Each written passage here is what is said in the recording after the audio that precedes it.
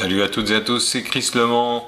Et bien aujourd'hui dans cette vidéo, je voulais juste partager avec vous la rénovation que j'ai faite de cette vieille salle de bain qui a été réalisée au milieu des années 80, vers 1983-85. Vous voyez que franchement depuis, elle n'a pas été très bien entretenue. Il était temps de faire quelque chose. La douche est un peu petite, la décoration est vieillotte, le parquet a salement souffert. Et j'ai un lavabo qui ressemble à peu près à un bol. Un vieux dressing fait pareil un petit peu à l'époque du pas cher. Et donc il va falloir qu'on refasse tout ça à l'économie, mais correctement quand même. Et je vais vous donner quelques petites astuces. La première chose que j'ai faite, c'est d'aller regarder un petit peu ce qu'on avait en plomberie, et il se trouve que dans cette pièce, tout vient ici, ou tout par là, le chauffage, l'eau chaude, l'eau froide et les évacuations. Et sachant que je vais envoyer la douche toujours là où elle est, mais le lavabo à la poser, il va falloir doubler d'imagination, vous allez voir pourquoi. Donc la première chose, c'est de se débarrasser de tout ce que l'on ne veut plus, mais sans pour autant aller exploser toute la salle de bain. Donc j'ai viré la porte de douche qui était du Ducholux, c'était pas mal, une bonne marque Ducholux, mais bon, je pouvais pas la garder. Il fallait couper l'eau, donc j'ai coupé l'eau, j'ai commencé à mettre des raccords à olive, donc ce sont des petits raccords rapides pour raccorder de nouveaux tuyaux dessus.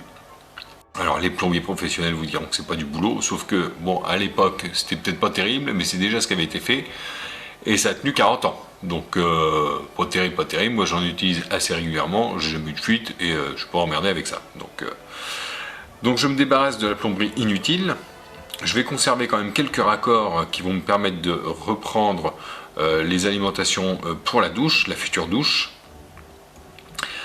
Mais en ce qui concerne le chauffage, je ne vais toucher à rien. Donc voilà le joli lavabo, on va casser son support. Alors c'était carrelé sur du bois tout simplement, donc pas simple puisque toutes les vis qui tiennent le bois sont cachées derrière la faïence, donc faut casser. Coup de massette et on casse tout. Voilà, ça c'est fait et on évacue. Maintenant je vais me débarrasser de cette cloison de douche qui a été carrelée sur du carrelage et sur une cloison alvéolaire en placo. On vire tout ça, les morceaux de bois. On va dégager le bac à douche également, ainsi que tous les habillages. Et oui, parce qu'il y avait des habillages pour faire une belle marche. Bon, je virerai toutes ces jolies planches et les échelles qui servent à les tenir, et puis ça va me permettre de réutiliser ça plus ailleurs. Je vous passe la plomberie, j'ai refait toute ma plomberie évacuation PVC et les alimentations en PER que j'ai repris sur ce qui était existant et que j'ai juste un petit peu modifié. Un petit peu d'électricité puisqu'on a un WC broyeur et un petit coup de laser, et en fait vous vous apercevez que si je veux passer par dessus tous mes tuyaux et avoir les bonnes pentes pour les évacuations, sachant que pour le lavabo j'ai 16 cm de faux niveau, donc il a fallu trouver des astuces, et les astuces c'est tout simplement de créer un podium pour la douche. Et là le podium, moi je me suis pas trop cassé la tête, en fait j'ai pris du poteau de 70 par 70 mm que j'ai mis sur des cales pour avoir quelque chose de niveau et d'aplomb. Donc je l'ai vissé sérieusement avec des bonnes vis, plus des équerres au sol. Alors vous ne verrez pas la mise en place des équerres, mais j'ai rajouté des équerres au sol pour éviter que ça bascule tout ça. C'est par précaution, puisque dans tous les cas, comme je vais ajouter un panneau doublé d'OSB par-dessus et vissé, ça ne va pas bouger. Donc premier panneau d'OSB, que j'ai fait une découpe pour mon évacuation de douche. Là je vérifie que je ne tape dans rien. Avec les tuyaux de chauffage, il faut que j'essaye d'être au plus juste, au plus près, mais sans pour autant y toucher, parce que quand les tuyaux de chauffage vont chauffer, ils risquent de dilater et de cogner contre le bois et ça va être désagréable. Une fois que c'est fait, tac, je visse l'ensemble tous les 30 cm sur mes lambroutes que j'ai mis tous les 40 cm. Mon petit podium, je l'ai fait je traverse tous les 40 cm, parce que la cabine de douche que j'ai choisie fait 120 kg. Donc, vous voyez, Il faut que ça soit solide. Donc 120 kg plus le bonhomme ou la bonne femme dedans, ou peut-être même les deux en même temps, ça fait du poids. Donc il fallait que ça soit vraiment costaud.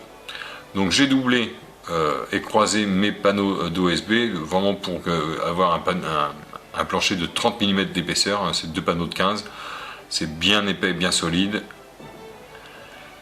Ce qui va me permettre de pouvoir poser mon bac à douche. Alors la référence du bac à douche, hein, c'est un modèle qui vient de chez Casto et c'était le seul dans 90-90 qui me convenait parfaitement au niveau des dimensions et de son prix puisqu'il est à 600 €.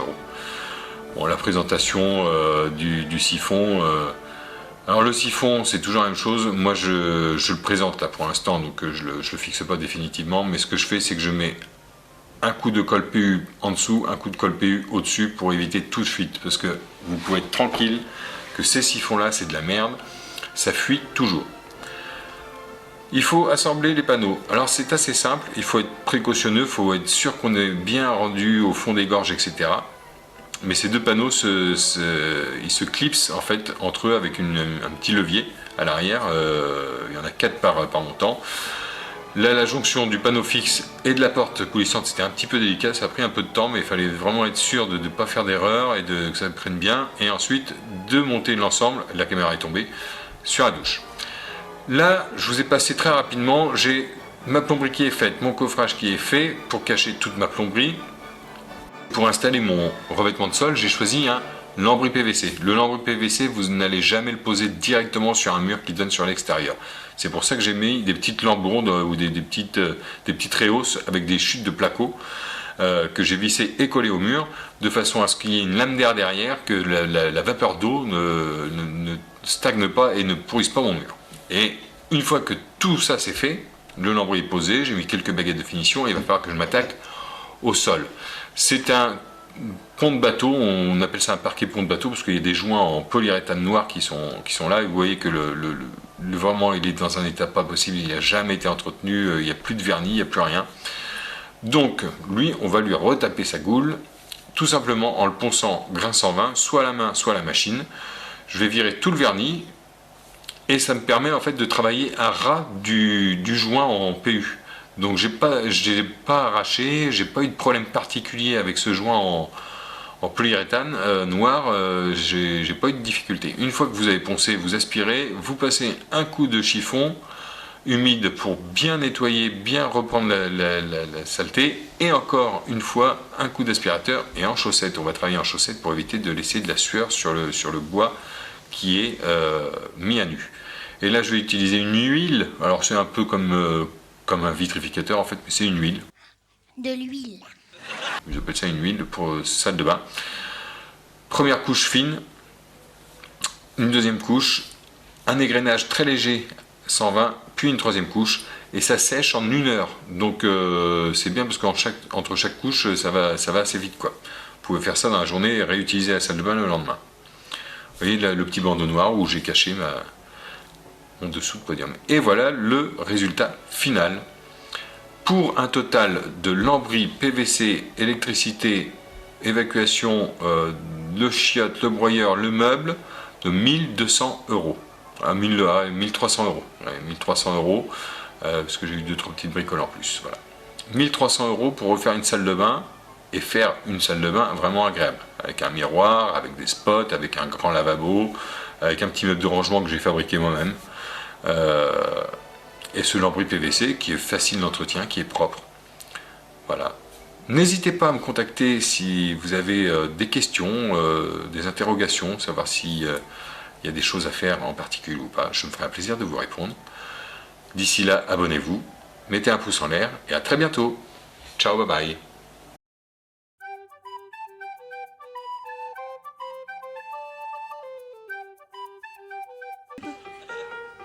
Bambino. Capri, c'est fini. Odeline. Odeline. Hervé Villard n'est pas mort, tu devais chanter Dalida.